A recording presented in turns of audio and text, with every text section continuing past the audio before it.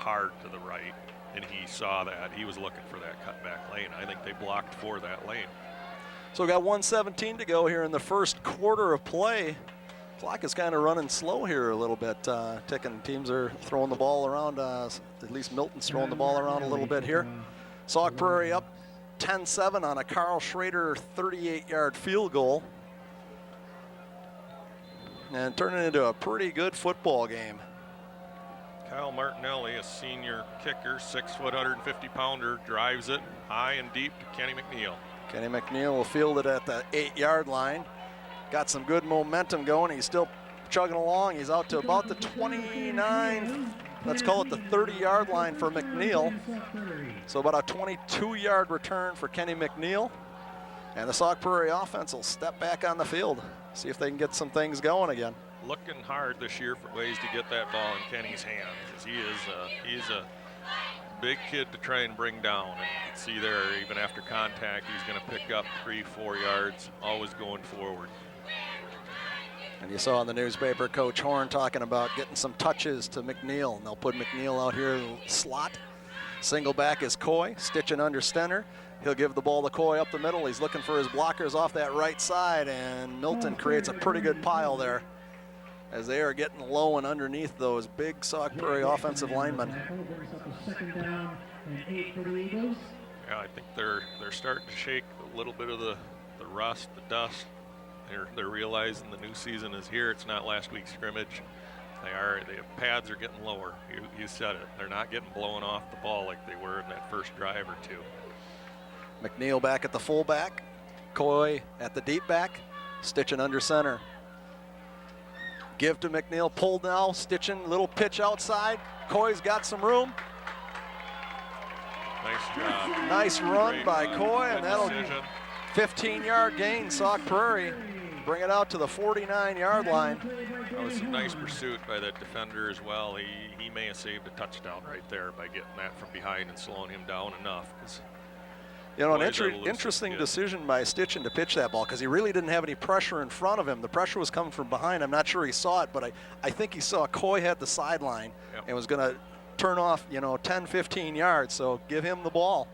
Good decision by Stitchin. Little inside, kind of a slow developing. Not sure if that was a trap or a dive, Andy, but it was the option again. It was a very slow read option, and he read it right. The D-end was not blocked. D-end stayed home, and when you see that D-end staying home and not crushing down on that dive, you give the ball to that dive back. And Kenny maybe just a little hesitant. Kind of a new position for Kenny McNeil at that fullback position. A fun place for him, a good place for him, being a big kid, and we've seen him break off a couple big runs already this game.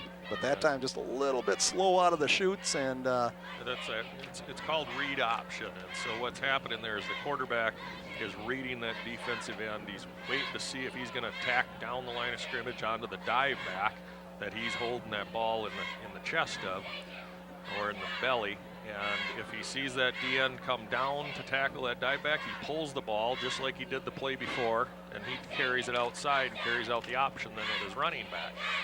If he sees the D-end standing there playing his position, not coming down into the dive back, he gives the ball to the dive back.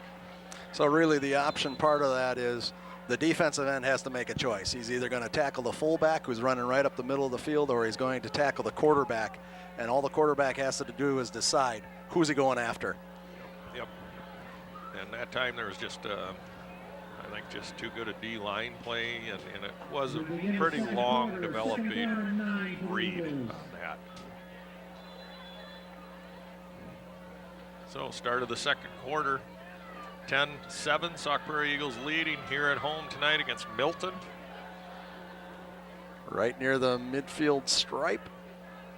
Brody stitching under center. He's up, little option, outside option. Kenny McNeil out in front for the block. There's Coy.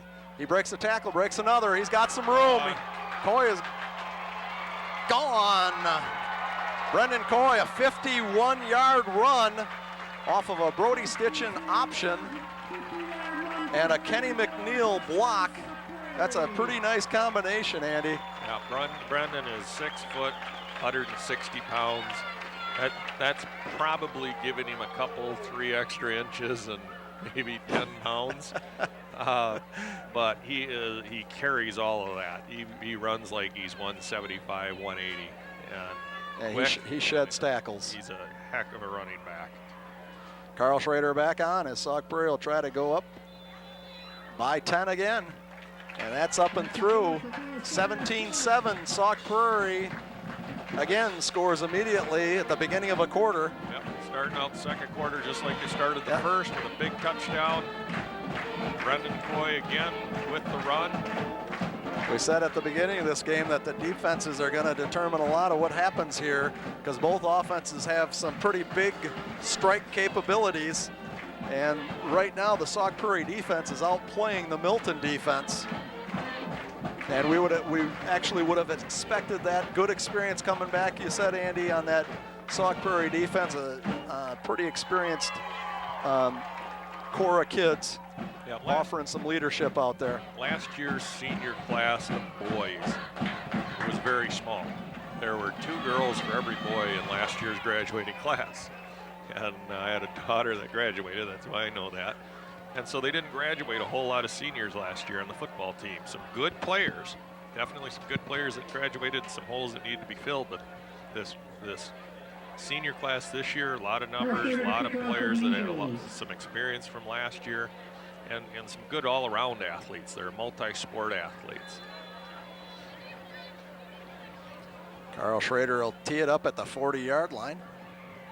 Sauk Prairie 17, Milton 7. 11:47 to go in the first half of play here at Sauk Prairie High School. Milton will set up a little wedge and a big hit. Very nice play by Matt Byer. Matt Byer, first man there. 6'2", 183-pound junior. Jared Schaff, the sophomore, second man there again. Schaff is showing some athleticism and value as he plays some great special teams. He led the JV to a victory last night, a 24-14 victory down at Milton after kind of a slow first half, 14-7 or 7-0, excuse me. They came back and knocked in 4 unanswered touchdowns. Well, maybe tonight we're going to see a repeat of the Packer game from last night. What a jump pass. Wow. For those of you watching, that is a difficult pass. You're running, that's the one everybody yells because Brett Favre throws too often. Running to your right and backwards, leap in the air and throw that ball across your body, and he just threw a strike, and that's why they talk about this kid. He's an athlete, and he gets the ball where he wants the ball to go. Yeah, and he had Matt Rudig right there.